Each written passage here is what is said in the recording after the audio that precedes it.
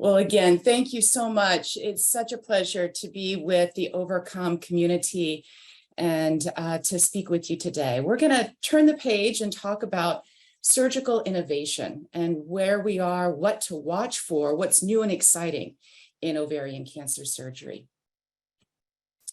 So as a tip-off, and thanks to Dr. Slomovitz for raising the heterogeneity of the disease in ovarian cancer based on cell type and based on genetic or molecular profile. And thanks to Dr. Moore for her presentation in a similar vein in terms of how do we individualize or personalize our approach to the treatment of ovarian cancer. And sort of the theme of my talk is that surgical advances in the management of ovarian cancer is similarly driving forward a personalized approach to the individual patient and where she is in her journey of ovarian cancer. So there's so much to talk about. I had to boil it down to a few key subjects this morning.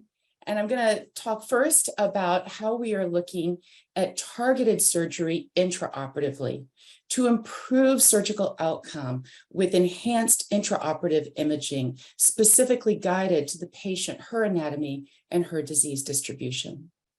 And secondly, I'm going to talk about how we consider patients and speak with patients at time of recurrent disease, looking at an individualized approach to when to deploy surgery and in what fashion.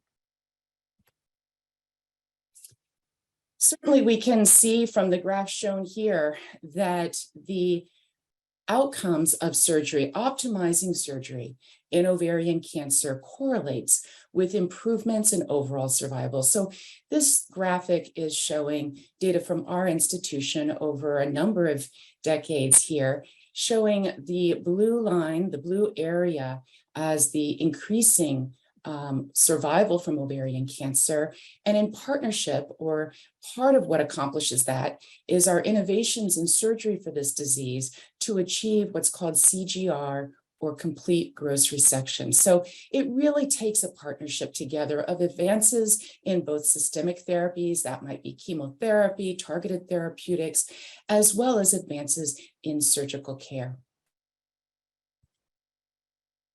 And when we look at what are the procedures that we are using to accomplish a complete gross resection, you can see here the longer lines at the bottom, that whether surgery is done at initial diagnosis or after some initial chemotherapy, that bowel surgery is frequently needed, whether this is primary debulking before chemotherapy or after neoadjuvant chemotherapy, we call that interval debulking. There's a relatively frequent incidence of needing to perform surgery on the intestine. When you think about it, this is a disease that floats and lands in and around the intestines. So how can we best approach this from a targeted therapy or targeted surgical approach intraoperatively? We recognize that patients themselves have variable anatomy, and shown here is the blood supply of a large portion of the intestine. And if you look at those tiny little lines that fan out towards the bowel wall, those are the small vessels that are feeding the intestinal structure. So our concept here is to just recognize that there are variations in our own anatomy, and even the smallest terminal vessel can affect blood supply to the intestines.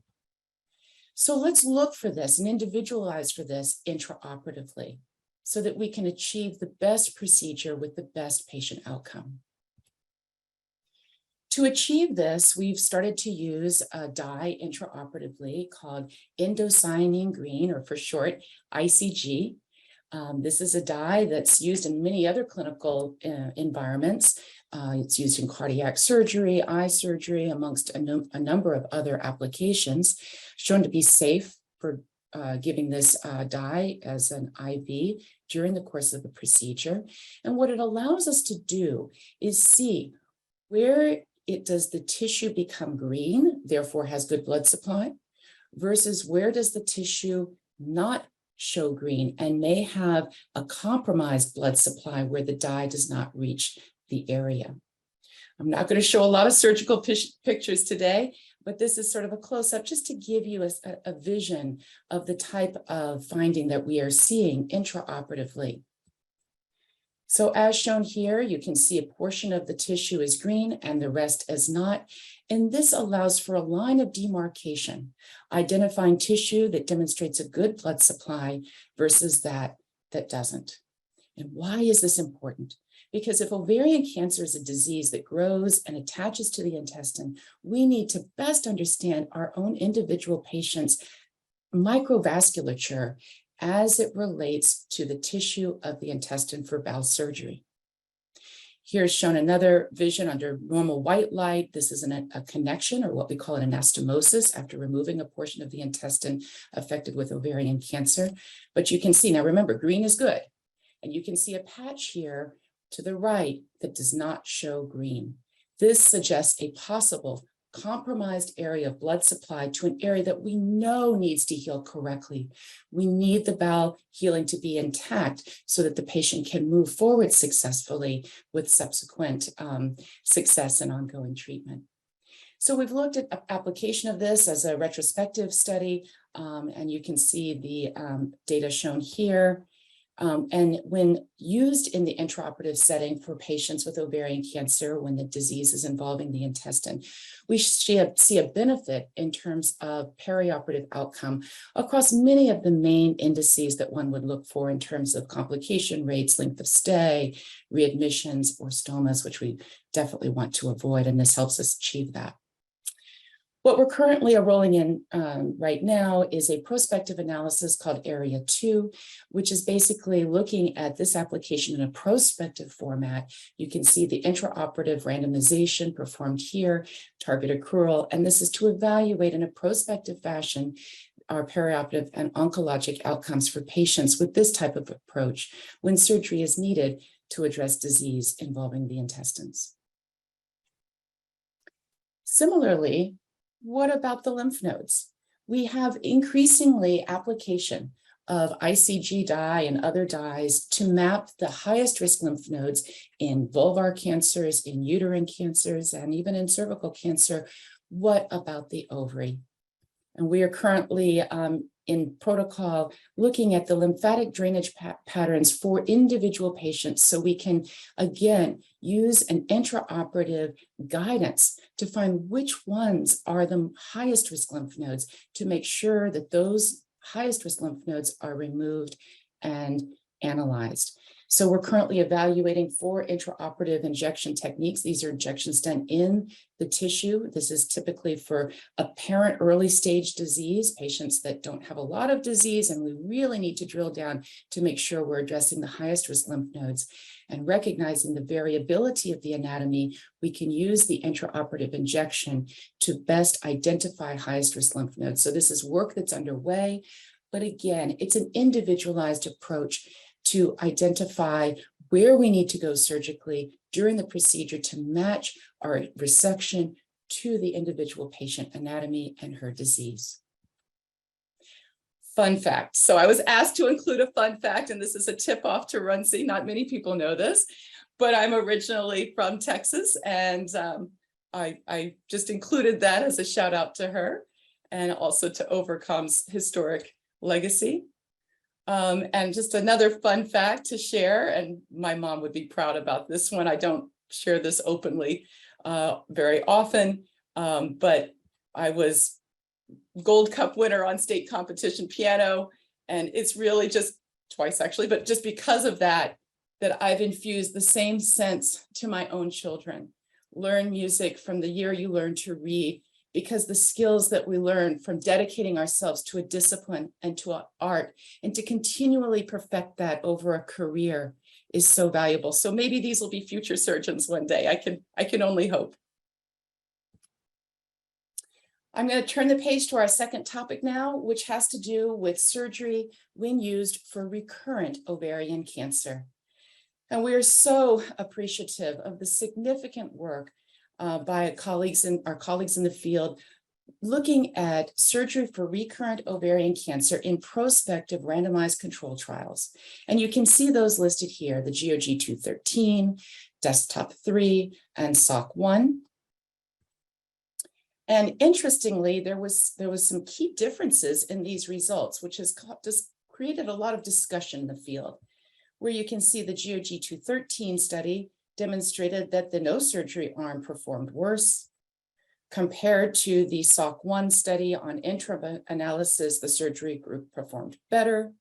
And then the most recently resulted overall survival from desktop 3 that demonstrated a benefit to surgery for recurrent ovarian cancer. And I want to make sure that we're talking about the same thing together. What we're talking about here is first recurrent platinum-sensitive ovarian cancer, because as Dr. Slomovitz and Moore described, there are a number of different times in the journey of ovarian cancer where we need to come together and think about what the options are. These trials were specifically evaluating platinum-sensitive first recurrent disease. And yet, there were some key differences in eligibility. Or said another way, how do we talk with an individual patient about the potential role of surgery when ovarian cancer recurs? You can see across the 3 trials that individualized discussion was different, designed differently for each of the 3 randomized controlled trials. GOG 213 was the earliest trial to activate and really left it a little bit more broadly speaking at surgeon discretion. Desktop 3 used the AGO criteria, and SOC1 used iModal, which is basically the Tian model for patient eligibility. So really different criteria used across these 3 trials, which likely accounts for some of the discordance in the outcomes and trial results. I was speaking to a group in Asia, so the visual up at the top right is basically the key and the lock. How do we apply the right key individualized to unlock the opportunity for a given woman, a given patient with her specific ovarian cancer? So how do we find that right key and lock boils down to these 3 questions. We'll take these very briefly in turn. How do we reconcile the divergent randomized controlled trial results? Should we offer secondary cytoreductive surgery?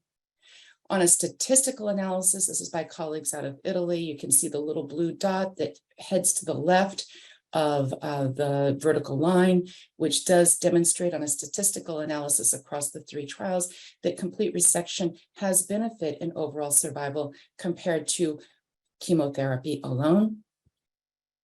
Said another way, if we are able to achieve complete gross resection surgically, that is a complete response. But are we doing harm? What about those patients that go to the operating theater and we're not able to remove all of the disease? At the end of the day, we don't know really until we're there. If you look at GOG 213 and what we call grade 3 adverse events, which are those side effects or morbidities of procedure that have significance, we're in about the 1 to 1.5% range. So basically similar between those patients on GOG 213 that were randomized to surgery versus those that didn't. So one could summarize here is that there's adverse events or side effects either way, but they're relatively similar. So the answer is yes, we should be talking about the opportunity for secondary surgery for first recurrent platinum-sensitive recurrent ovarian cancer to achieve a complete gross resection. But how do we select the criteria? Which criteria should we use? Here's the GOG 213 schema, which was a bit fluid. The key criteria was no recurrence for at least 6 months from completion of primary therapy.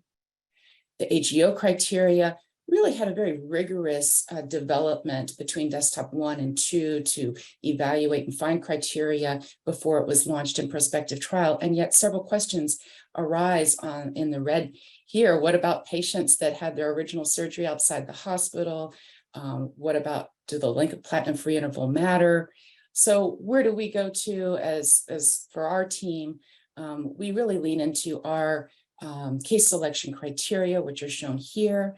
basically boiling down to two main points: the length of disease-free interval, which is a measure of platinum sensitivity or durability of response to the initial therapy, as well as an anatomic feature of number of sites or locations of site of disease recurrence at the time of the discussion.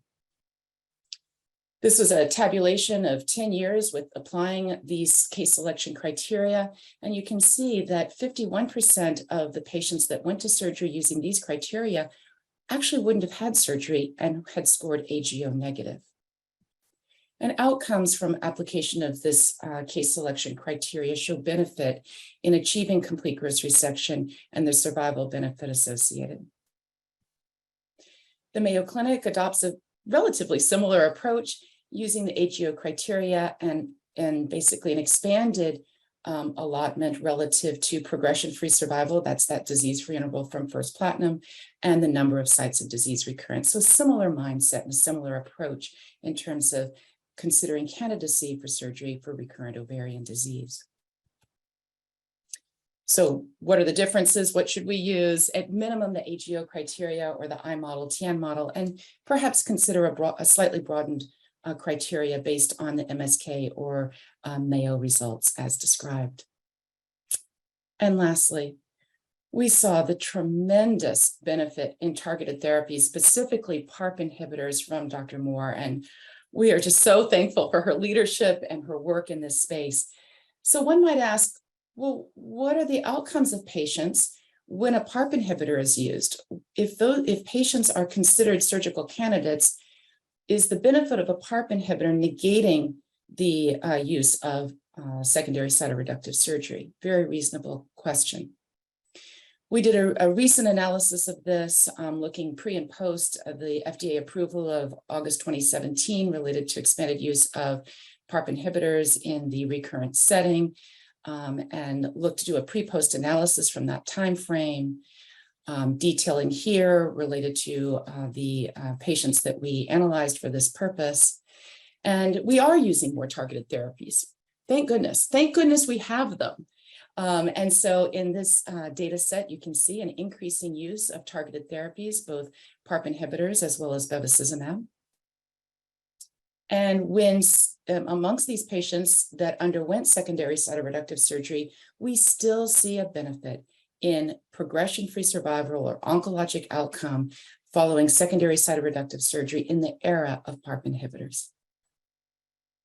So surgery for recurrent ovarian cancer maintains a benefit for patients with expanded use in the maintenance therapy world that we currently live. And it's really about expanding both systemic and surgical options for our patients. This is not a one-size-fits-all disease. We know that so well, and we need to bring our best game to the table, whether it's a surgical innovation or a systemic therapy, so that we can design the best treatment for each individual patient and for her best outcome. We summarize this in our New England Journal editorial that it's the right treatment for the right patient. It's the key and the lock. It's the cell type. It's the molecular signature. It's what a patient's interests and desires are and what are her goals. We use data to inform these conversations together so that we can all bring our best to the table for each of our patients and in our success to overcome together. So advances in surgery, similar to systemic therapies, are a personalized approach. And I just want to give a couple of acknowledgements here to close. I couldn't present this work without the close collaboration of those at our institution that comprise Team Ovary. We are a very tight group together, working to advance the research, the science, and surgical innovation and systemic therapies for our ovarian cancer patients. I also want to give a big shout out to Ovarcom. You've supported us as a society of providers. The Society of Gynecologic Oncology is the national organization for GYN oncologists, those of us that have subspecialty training and have dedicated our career to working in gynecologic cancers and to improving the future. And a big appreciation for the funding and support for the Foundation for Women's Cancer Grants and Awards that supports our young investigators and in their early career development. Similarly, we are overcoming in our partnership together. You've heard a tremendous body of work of important and key milestone clinical trials in gynecologic cancers, specifically ovarian cancer today. And we all are swimming together and working together in partnership to change the future for all gynecologic cancers. And since we're in Gynecologic Cancer Awareness Month, we all have to get out there and move together. Move for Her, September 25th, is our national centerpiece, international centerpiece. Last year, we had 47 states, international representation, September 25th. Push it, move the message, move for her, so that we come together across all GYN cancers. Every 5 minutes, a patient is diagnosed with a gynecologic cancer. That is a travesty, and we have to come together to change the future. So let's all move for her and move together on September 25th. Huge congratulations, Rincy, and to all the overcomers.